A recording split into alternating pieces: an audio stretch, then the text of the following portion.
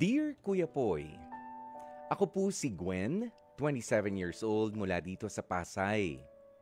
Ang totoo po niyan, 2 years ko ng boyfriend si Carlo. LDR po ang setup namin. Okay naman ang relationship namin, Kuya Poy. Walang issue. Never kaming nag-aaway ng malala tungkol sa kung ano-ano man sa pakikipagrelasyon sa iba. Wala kami nun. Maski sa kahit na anumang bisyo ay hindi ko rin siya nakitaan ng problema. In short, almost perfect si Carlo.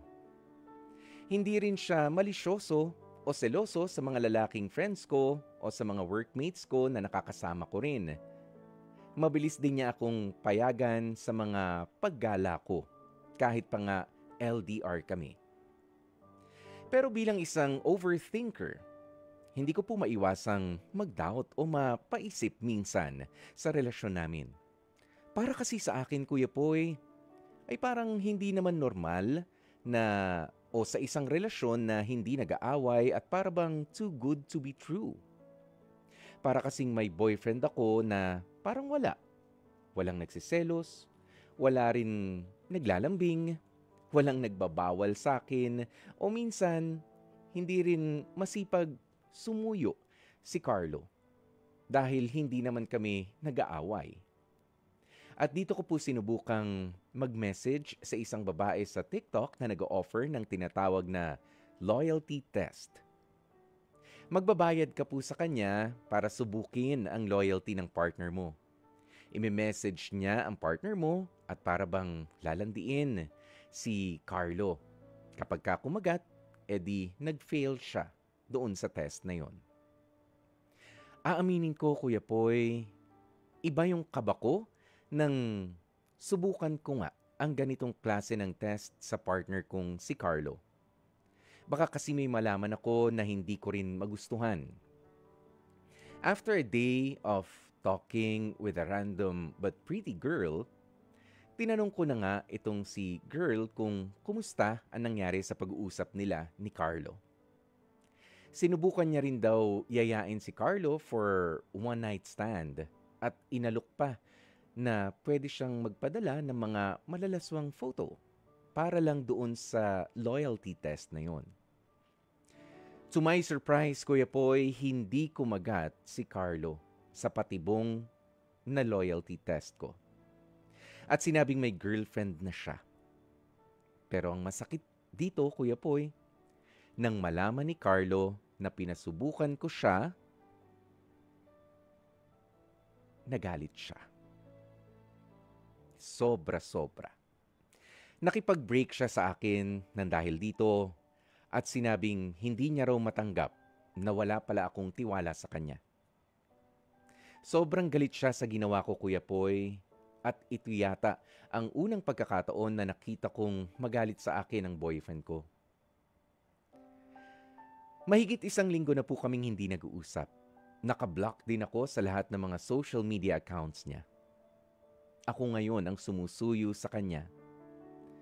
Gusto ko pong bumawi at ipaliwanag kay Carlo kung bakit ko po nagawa yun. Kaya sa pamagitan po ng inyong programang Heart to Heart, umaasa po ako na mabigyan po ako ng isa pang chance ng boyfriend kong si Carlo. Babawi po talaga ako sa pagkakamali kong yun nang hindi pagtitiwala sa kanya. Ano ba ang dapat kong gawin, Kuya Poy?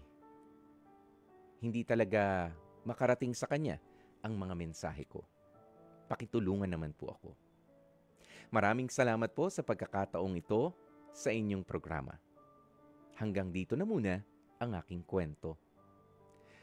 Lubos na gumagalang, Gwen.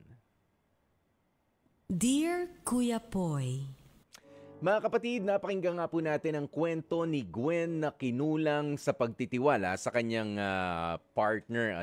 At talaga namang sumuong pa doon sa loyalty test na ino-offer sa isang social media platform. Kailangan nga ba talaga yung mga ganong klase para malaman mo na totoo sa'yo ang partner mo? Okay.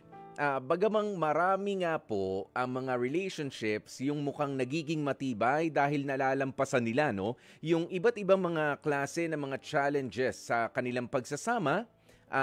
Hindi naman din tamang isipin na walang kwenta ang isang relasyon na walang problema masyado. Okay? O wag niyong isipin na wala namang suyuan, wala namang away, walang komplikasyon, walang kwentang relasyon. Mali naman 'yon. Alam niyo, i-appreciate ninyo yung peace and quiet doon sa relationship na meron kayo. Oo, wag nang maghanap o wag nang gumawa ng mga komplikasyon. Appreciation, hindi yung aksyon na bitbit na mga complications na ito ang hanapin ninyo. Oo, dapat yung appreciation, yun ang kulang sa inyo, di ba?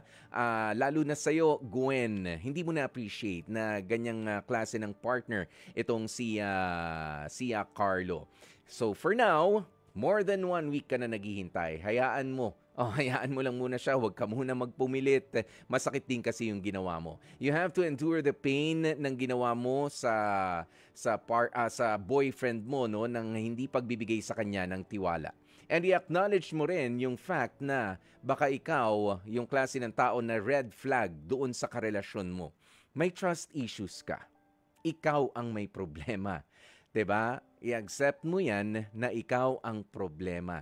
Hintayin mo kung mapapatawad ka ng boyfriend mo. Pero dapat magbago ka na kung sakasakaling mabigyan ka pa ng pagkakataon.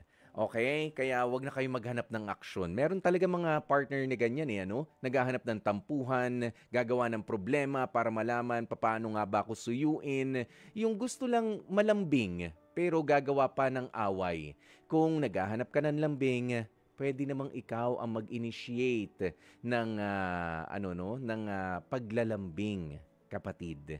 O wag mo nang hanapin at wag mo nang wag mo nang pilitin si boyfriend o si girlfriend na siya ang mag-umpisa kung pwedeng ikaw na mismo ang magbigay nito, mag-umpisa ng inyong lambingan. Hindi kailangan ng awayan para sa suyuan at sa lambingan. At siya na nga po natin tatapusin ang ating Dear Kuya Poy.